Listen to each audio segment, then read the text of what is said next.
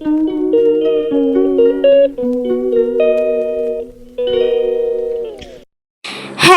Everyone, it's me Rifa official ব্লগে তোমাদের সবাইকে অনেক অনেক স্বাগতম জানাই। আশা করছি তোমরা দেশ বা দেশের বাইরে যারা যেখানেই থেকে আমার এই ব্লগটা দেখছেন, আশা করছি অনেক অনেক ভালো আছো এবং সুস্থ আছো।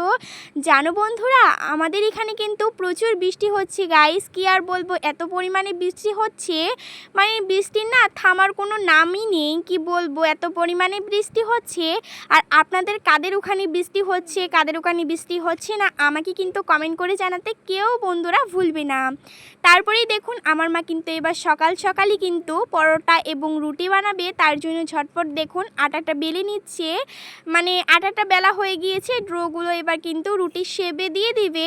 আর বাইরে কিন্তু প্রচুর বৃষ্টি হচ্ছে গাইস, রাত্রেবেলাও কিন্তু প্রচুর বৃষ্টি হয়েছিল। কি বলবো, আমাদের এখানে কিন্তু রানিং অনেক দিন ধরেই কিন্তু বৃষ্টি হচ্ছে, বৃষ্টি থামছেই না।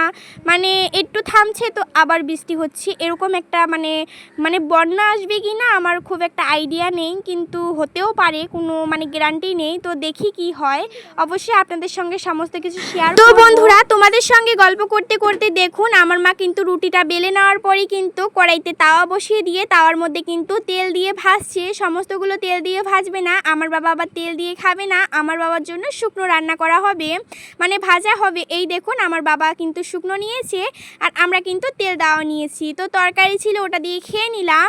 আর এত বৃষ্টির মধ্যে যে পার্সেল আসবে, মানে আমি তো ভাবতেই পারিনি যে এত বৃষ্টির মধ্যেও পার্সেল আসবে। তো দেখুন ফ্লিপকার্ট থেকে একটা পার্সেল এসেছিলো, এর মধ্যে কি আছে আমি জানি না। আমার মা বলছে যে চটপট তুই খুলে নে। তো আমি বললাম যে আমি যখন খুলবো তুমি একটু ক্যামেরাটা ধরো, আমি একটু খুলে নিই। তো তার জন্য আমার মাকে বলেছি, এই ক্যামেরাটা কিন্তু আমার মাই ধরেছে। তারপরে কিন্তু দেখুন আমি কীরকম করে খুলছি আমি নিজেও জানি না বন্ধুরা। আর আমি আমার মাকে বলছিলাম যে যখন ফ্লিপকার্ট থেকে কল এসেছিলো, তো আমি বলছি যে বেকার যেও না, আসবে না, কারণ এত বৃষ্টির মধ্যে কি কেউ আসে। তো সত্যি সত্যি এসেছে। তো তারপরে দেখুন এটা হচ্ছে প্রেসার কুকার। তো কুকারটা নেওয়া হয়েছে। আমার আবার কুকারের মধ্যে ভাত রান্না করলে আমার একদমই খেতে ইচ্ছা করে না। গাইস হয়েছে কি, কুকারের ভাতগুলো তো একটু নরম হয়, একটু সফট হয়, তো ওগুলো ভাত আমার খেতে একদমই ইচ্ছা করে না। আমার বাবা কিন্তু প্রচুর ভালোবাসে, তার জন্যই নেওয়া হয়েছে। আর আমার মাও কিন্তু ভালোবাসে মোটামুটি, আমার কিন্তু একদমই ভালো লাগে না। আমার ভাত ভালো লাগে যেটা ঝরঝরা হয়, ওটা ভালো লাগে। একটুও যদি একটু নেটকা টাইপের হয় তখন আমি খেতে পারি না।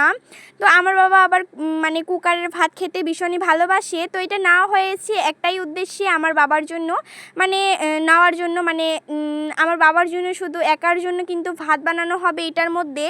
তো আমার বাবা খেতে ভালোবাসে তার জন্যই। আর আমার কিন্তু আমার মা আর আমি কিন্তু রাইস কুকারের ভাত খেয়ে অভ্যস্ত, তার জন্য কুকারের ভাতটা বেশি একটা ভালো লাগে না। আর এর মধ্যে ডাল সিদ্ধ করা যাবে, অনেক কিছু সিদ্ধ করা যায়।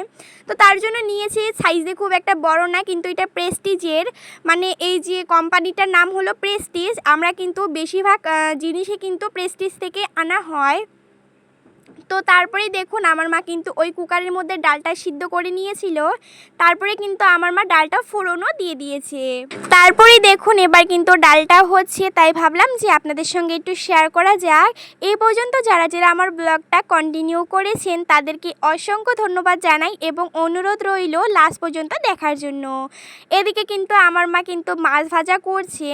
এই বৃষ্টির দিনে এইসবই ভালো লাগে গাইস, তার জন্য আমার মা কিন্তু মাছ ভাজা করছে। ফ্রিজের মধ্যে মাছ ছিল, মাছটা বের করার পরে কিন্তু কীরকম করে আজকে ভেজেছি আমি জানি না, কিন্তু খেতে কিন্তু দুর্দান্ত ছিল। আর এতগুলো কাজ করা হলো, এত কিছু খাওয়া হলো, তার এখনও কিন্তু বৃষ্টি কমার নাম নেই গাইস। কি আর বলবো, এত বৃষ্টি কিন্তু ভালো লাগে না। হ্যাঁ ভালো লাগে, একটু একটু ভালো লাগে, খুব একটা বেশি ভালো লাগে না। তো তারপরে দেখুন বিকালবেলা একটু সেমই করা হয়েছে। তো আমার মা সেমই করেছিল গাখির দিয়ে।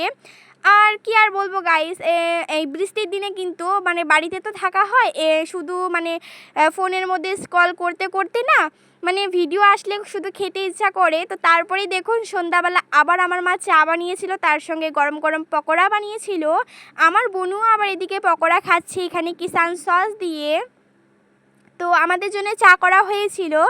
আর এই পেঁয়াজুটা খেতে কিন্তু খুবই সুস্বাদু ছিল গাইস, কি আর বলবো, এত পরিমাণে ভালো লেগেছে। আর ডিনারের জন্য কি কি বানিয়েছে দেখে নিন। এখানে কিন্তু শুকনো লঙ্কা বেটে কিন্তু এখানে চিকেন রান্না করা হয়েছিল, একেবারেই ভাজা ভাজা করা হয়েছে।